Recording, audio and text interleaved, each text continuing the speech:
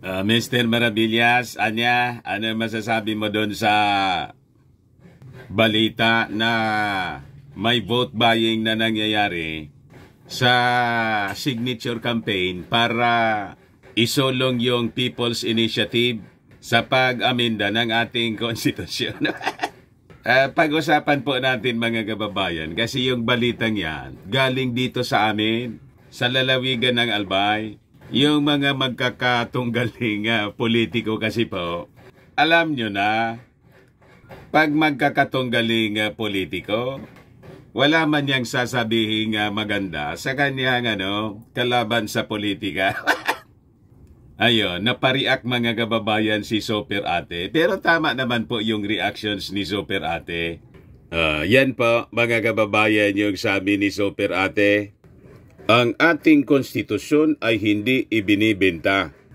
Kinokondina namin ang mga taong umano'y nagbibigay ng suhol sa mga distrito, LGUs at potensyal na mga lagdaan na hayag at walang kahihiyang pumayag sa isang inisyatiba ng mamamayan. Iyan po si Super Ate. Talagang nagbabantay po. Nag-ugat siya dito mga kababayan sa balita. Sabi dyan, lawmakers flag vote buying in charter change in signature campaign. Ang nag-expose mga kababayan, yung aming congressman dito, Congressman Itzy Lagman, presidente po ng Liberal Party. Ito po si Congressman Itzy Lagman. Alam naman po ninyo, ang mga dilawan, ayaw talaga po palitan yung Cory Constitution. Di ba? Kasi yung ating konstitusyon po, Cory kong konstitusyon. Siyempre, yung mga kaalyado ng mga Aquino, mga dilawan, gusto nilang i-preserve yung ating konstitusyon kasi sila nga yung mga framers niyan. Sabi po ng majority congressman, hindi na niya tugma yung lumang konstitusyon natin sa bagong Pilipinas. Di ba? Pero Mr. Maravillas, ang issue dyan, vote buying. Kahit po ako, I am against vote buying. Lahat po nagsasabi na kahit yung mga politiko during election, against sa vote buying. Pero lahat man sila po namimili ng boto.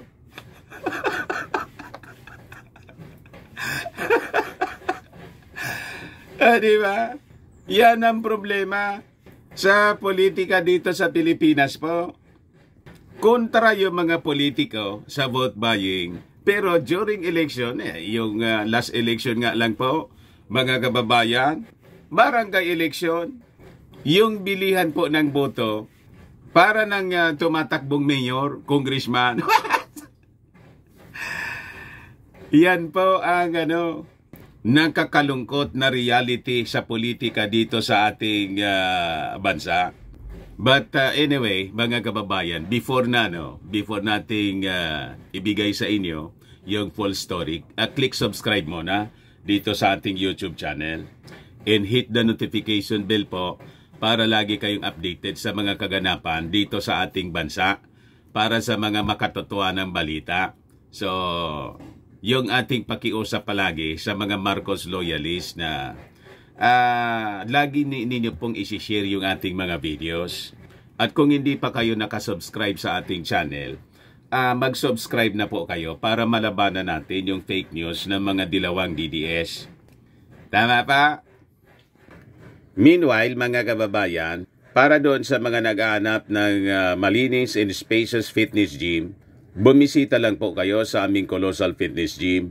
We also offer Grab car rental with our brand new 2023 model ng Toyota Innova. We also accept booking for those who are planning to travel via PAL, Cebu Pacific and other airline companies, and bills payment for Meralco Bills, PLDT, etc. Yung aming booking office po, nandun din po sa Colossal Fitness Gym. Kaya yung mga nag-inquire po, tumawag lang po kayo sa amin. Mag-message lang po kayo sa amin. Kahit saan po kayo gusto mag-travel, all throughout the world, local and international po. Pati po sa booking sa mga hotels. Pwede na dito sa amin. We have also Bayad Center in Paymaya. para makamura po kayo, mga kababayan. Ang Colossal Fitness Gym is located at 3rd floor, Security Bank Building, Glanco Business Park, Legazpi City, Albay. For inquiries, look for Gilon Maravillas. Contact number 0966-802-0949.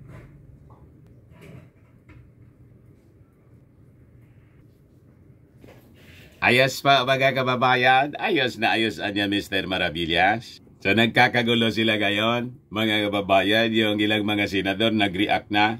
Kanya-kanya silang atake ngayon dito sa People's Initiative. Kasi anya, may nangyayaring vote buying. Ayan pa Lawmakers flag vote buying in charter change signature campaign. So yan ang sabi dito sa balita. Local executives have allegedly been tasked with carrying out a People's Initiative signature drive for charter change daw that involves 100 pesos payouts to each constituent who signs the petition, sabi ng mga House lawmakers. Ang unang pumalag, mga kababayan, taga rito sa amin, si Congressman Ed Silagman, ang tinutulig sa niya, mga kababayan, yung mga kapwa lawmakers na from Albay din, yung mga ako Bicol representatives, tapos yung Pamilya Salceda po dito sa amin. So sabi dyan, Congressman Ed Silagman, Albay 1st District said that mayors of his represented the district in the province of Albay were given mobilization funds to cleanse the signatures of their constituent in support of allowing Congress to vote on changes to the constituent jointly. Yung pagbigay po ng mobilization funds, normal po siya. Kasi po, hindi ka man makagalaw kung walang kwarta. Gusto mong sabihin, uutusan mo yung mga mayors, pagkatapos yung mga leaders mo sa barangay. Gagastos ba yan ng sarili nilang kwarta sa kahit anong inisyatibo? Kahit nga yung pagpatipon po, yung assembly sa barangay, walang mag-attend po sa barangay assembly kung walang raffle. Ang ginagawa po ng mga kapitan para magkaroon ng maraming attendance, nagpaparaffle po sila kahit during election po.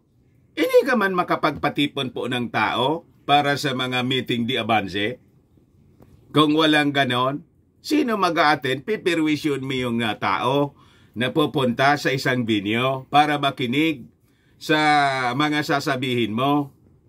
Tapos wala, pag-uwi nila nga. Lahat po gumagawa ng ganon. Yung mga mga nagsasabing hindi sila gumagastos sa pagpatipon sa mga tao, mga sinungaling po yan. Sa totoo lang po, walang mag-attend sa anumang inisyatibo ng ating gobyerno kung hindi mo gagastosan. Kaya itong mobilization fund na sinasabi, kini-question nila, normal po yan, mga kababayan. At sa kahit anong initiative, mga kababayan, yung ating government talagang nag-allocate sila ng pondo. Tama pa yung ating sinasabi?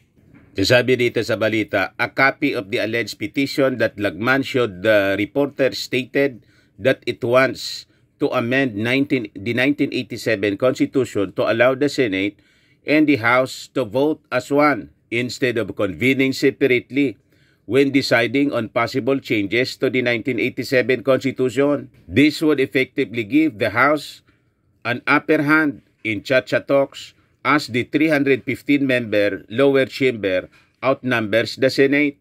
Kaya po nag-react siyempre si Super Ate and other senators, mababaliwalaan niya yung ating boto. So anyway, tama din naman yan na mag-react sila.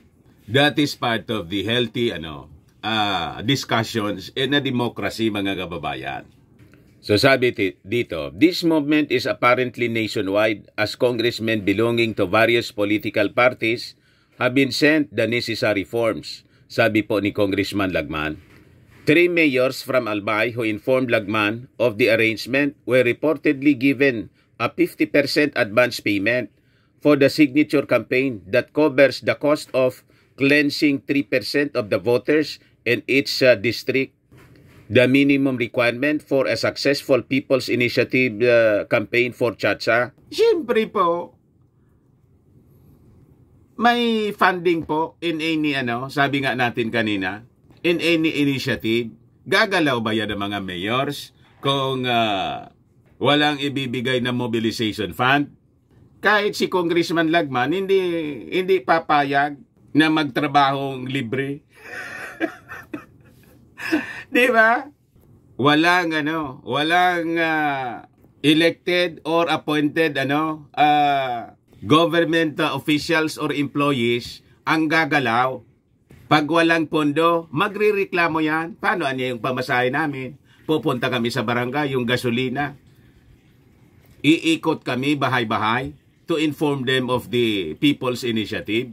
Magdi-distribute ng mga papeles.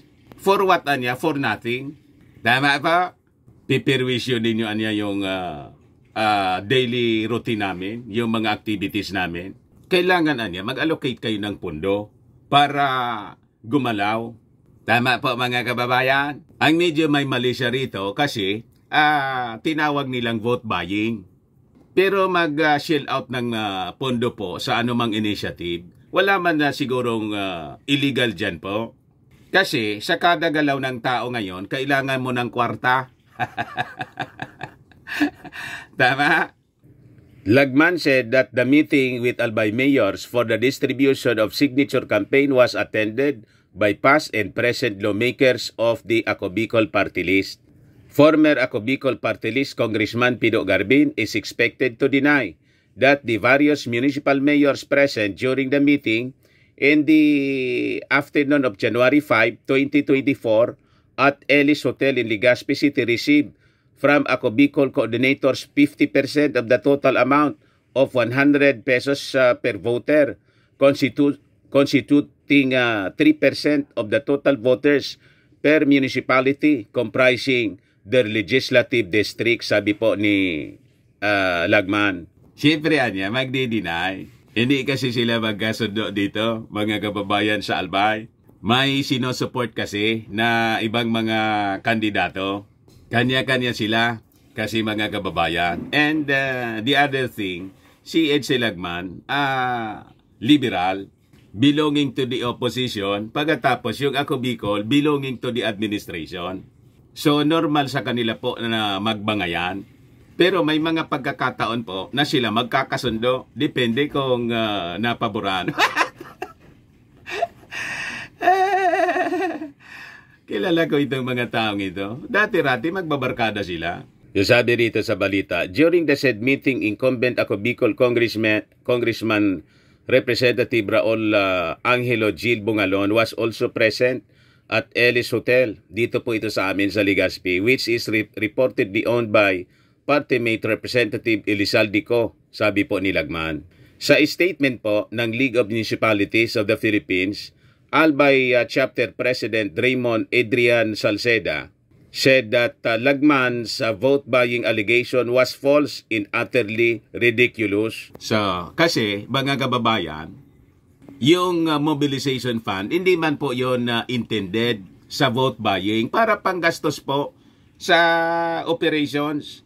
Kaya sabi ni Adrian Salceda po, mayor ng Pulangi, hindi man niya totoo yung sinasabi ni Edsel. Yung allegation niya is false and utterly ridiculous. Salceda is also the mayor of municipality of Pulangi Albay, also said that 15 of the province 18 mayors had vowed to extend all assistance to civic leaders, people's organization, and individuals spearheading the signature campaign for charter change. So, nagtap ka ng mga civic organization, ng mga tao para gumalaw. Alangan wala man lang pamasahe sila. Di ba? Iikot sa mga barangay. Nasaan ang hustisya dyan? Kaya normal po yung pagbibigay ng ng pondo sa ganitong mga initiative. And I think yung Congress mismo nag-allocate ng funding para dito sa People's Initiative. Kasi kailangan nga natin na palitan na yung ating core konstitusyon. Hindi na akma sa ating pangangailangan. So, pinasinungalingan mga kababayan ni Mayor Adrian Salceda. Salceda added that Bungalon and Garbin were also present during the event as they were invited as resource speakers. So, talks of Chacha were revived at the tail end of 2023 after House Speaker Martin Romualdez announced that the lower chamber would be studying possible changes to the charter during the Congress break until January 21, 2024. This was followed by remarks made by House Senior Deputy Speaker Dong Gonzales of the 3rd District of Pampanga to reporters that lawmakers were considering the People's Initiative route to take off their chacha plans off the ground this time. So ito ngayon mga kababayan yung controversy na pati si Super Ate po na pariak na. Ito po, ang ating konstitusyon ay hindi ibinibenta. Senator Amy Marcos denounces alleged attempts to bribe districts, local government units, and potential signatories into supporting a people's initiative for charter change. So I think misinformed lang po si Super Ate. Hindi man siguro yun bribe o vote buying. Kung may pera man na involved, it is for the mobilization ng mga organizations and individuals na magtatrabaho. Kasi hindi ka man pwede magtrabaho na walang kwarta. Hindi gagalaw. Walang magugusto na mag-donate ng kanyang oras. Ihirap ng buhay ngayon. Pagkatapos, sasayangin mo yung oras mo na dapat sana sa pagtrabaho na ng ibang bagay na para man sa pamilya mo. Tapos sasama ka dito sa People's Initiative for free. Ano yan? Di ba? Kahit sa mga private organizations po, may mga projects na dapat na i-implement. Mapagalaw mo yung kasama mo sa organization na hindi mo bigyan ng pondo para sa kanyang mobilization. Gagalaw ba yan? Tama pa? Ayun man lang mga kababayan para hindi na lumaki. Nagkakaakusahan tuloy mga kababayan ng vote buying at ini-exploit ito ng mga anti-Marcos forces, lalo ng mga dilawang DDS na mga vloggers. Ginagawa nila itong issue para sirain yung momentum para sa bagong Pilipinas. Tama pa? Yan man lang. Baka lang gusto ninyo po itong itry. Firmax Firming and Lifting Cream. Pinapahid po sa mga pulses in affected area. Mainam po sa paninigas na mga kaso-kasuan. Ito naman po, Automax Radiant Serum. Sa mukha naman yung application. Anti-aging po siya. You will look 10 years younger than your age. Sa mga cancer patients naman po, baka lang gusto ninyo itong itry. Ning siya red mixed fruit drink. Hindi man po siya gamot, food supplement siya. Kaya lang, gawa siya mga kababayan sa goji berry. Yung goji berry may anti-cancer properties. Ayos po, yung mga inquiries ninyo, dumiretso na lang kayo sa aming messenger sa Facebook para masagot namin agad. Ako po si Dante Maravillas. Bye-bye. God bless.